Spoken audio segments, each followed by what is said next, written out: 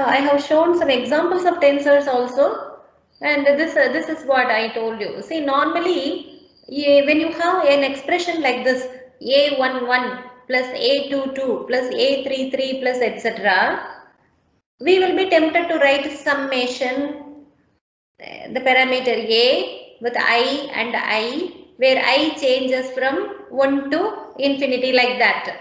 But in tensors, we call it as summation convention. In tensors, it is not necessary to write the summation symbol as here. Only in ordinary mathematics we used to write every time with summation. But in tensors, if you want to write summation, look at this example. You have too many tensors here. For every symbol, if you want to write a summation, there will be only summation symbol in your page. Right? So in tensors, it is not necessary to write the summation symbol. That summation can be omitted.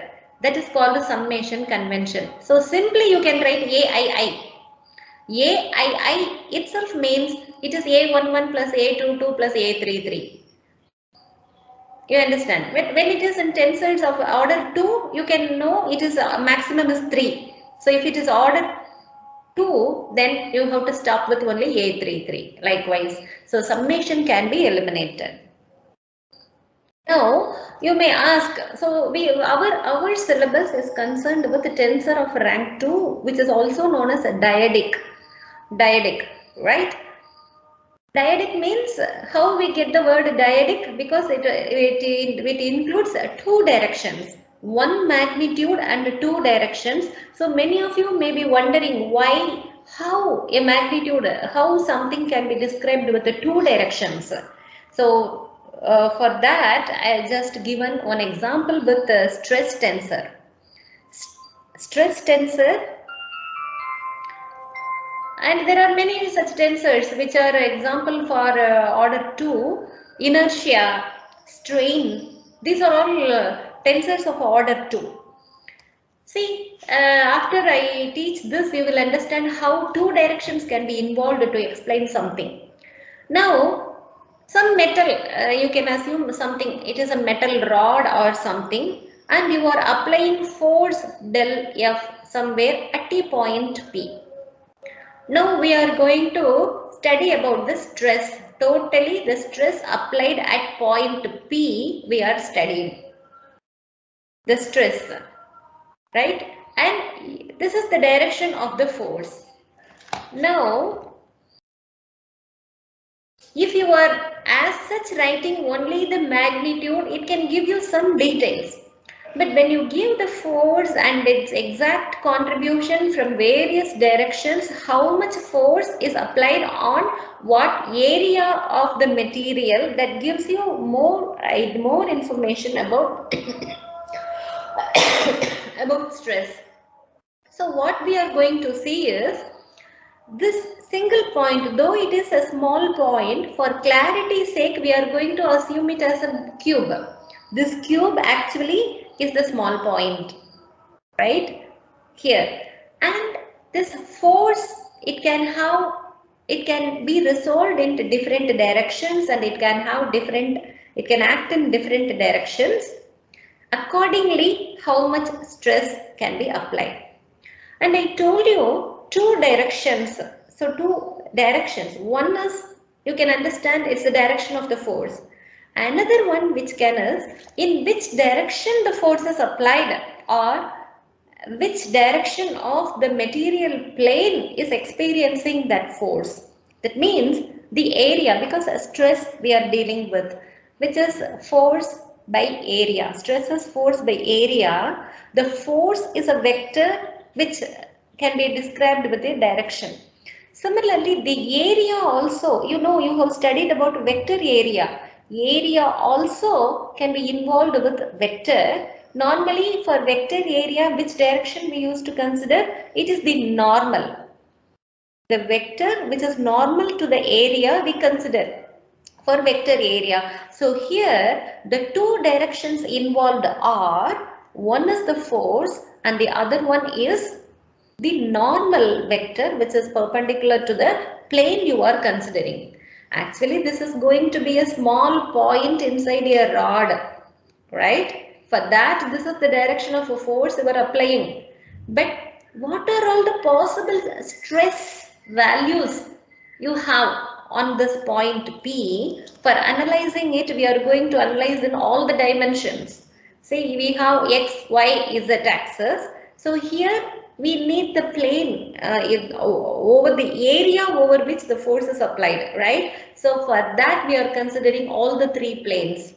That is the plane which is perpendicular to x-axis, this green one, and the plane which is perpendicular to y-axis, and the plane which is perpendicular to z-axis. So all the three planes we are going to consider.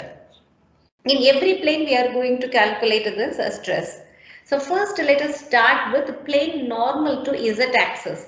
This is z-axis. So the plane normal to z-axis may be the top plane or bottom plane of this point. So here let us assume a plane which is normal to z-axis. First, with reference to this horizontal plane we are going to study.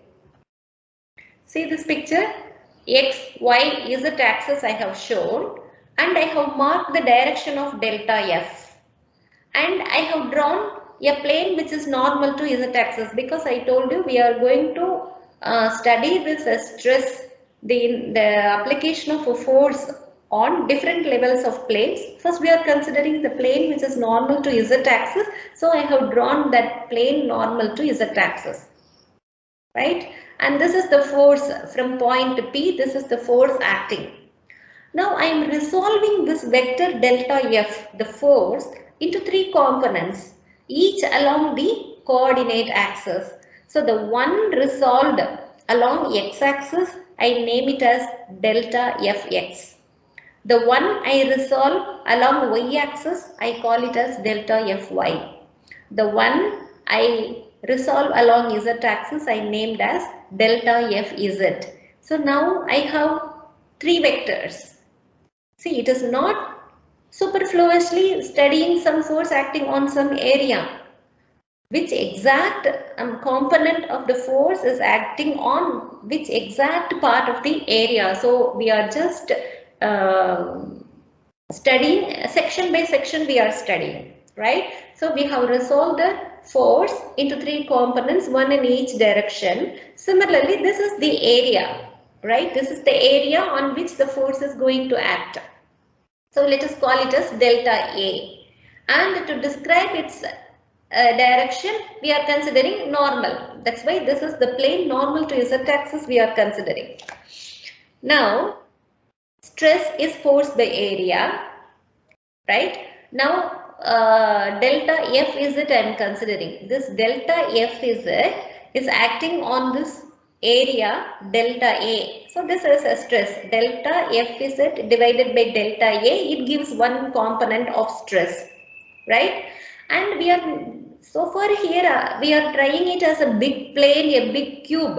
Actually, the size is very small, right? So I am incorporating this term as limit area tends to 0. Because here I have considered a bigger plane. Actually, it is not a big plane or big cube. It is a very small point on which we are going to calculate the stress. So this area, for convenience, I am considering a general expression of delta Fz by delta A, and the area is very small to indicate that I am taking limit delta A tends to 0. Area tends to 0 for smaller area. And this gives you the stress, and I name the stress as sigma ZZ. Sigma is the stress, a normal stress, because the force is acting normal to the plane. So a normal stress is normally denoted by the symbol sigma, and Z. This Z, I have written two suffixes here.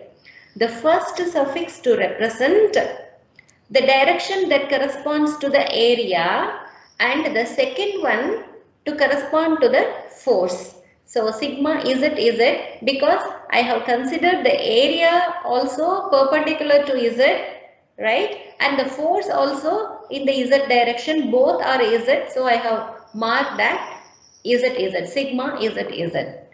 And the next one, considering delta y acting on this A.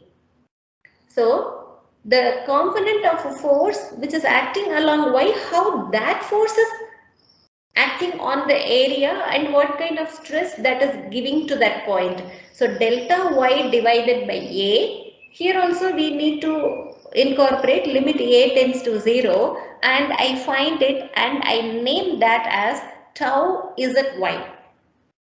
You please look at that tau. It is a symbol for shear stress. You know, normal stress and shear stress, they differ from the direction of a force that is applied. Here in the previous case, force is acting perpendicular to the surface, so normal direction. The force has normal direction, so it is called normal stress. But here force is acting along the direction of the plane of the material. This is called, what is the name of this? Shear stress. Hello? Ma'am, shear stress. Normal stress, and this is tensile stress. Yes, ma'am. This is a shear. Delta F is it is a shear, and delta of Y is Y in the same tangent. When you apply tangential force, it is called the tensile stress. So it is tau. It's marked as tau Zy since the force is tangential to that. Tau Zy.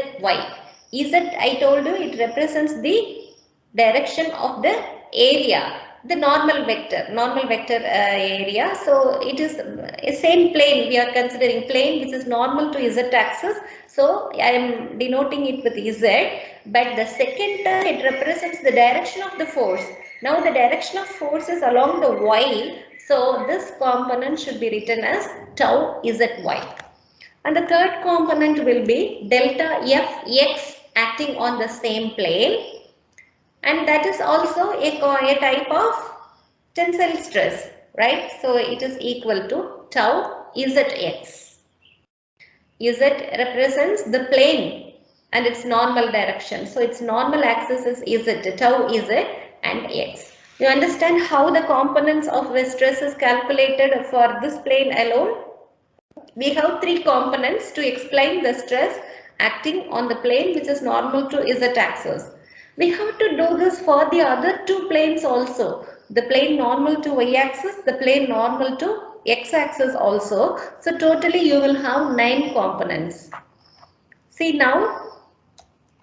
So these are the three different stress values.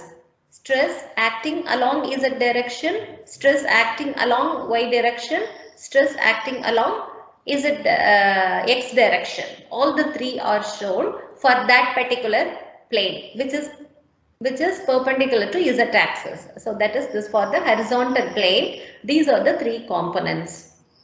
In this picture, actually these three, this is what we have shown. This is a small point, but for convenience sake, we have magnified it as a cube, and we are seeing only these three components of the stress acting on the point. And in this example, you see all of them are marked as sigma. Normally, sigma is denoted only for the normal force. For tangential force, we don't use the symbol sigma. So better representation will be these two can be tau. That is the correct representation. So can we do it for the plane normal to Y axis now? That means this plane. This is Y axis. Normal to that will be this plane.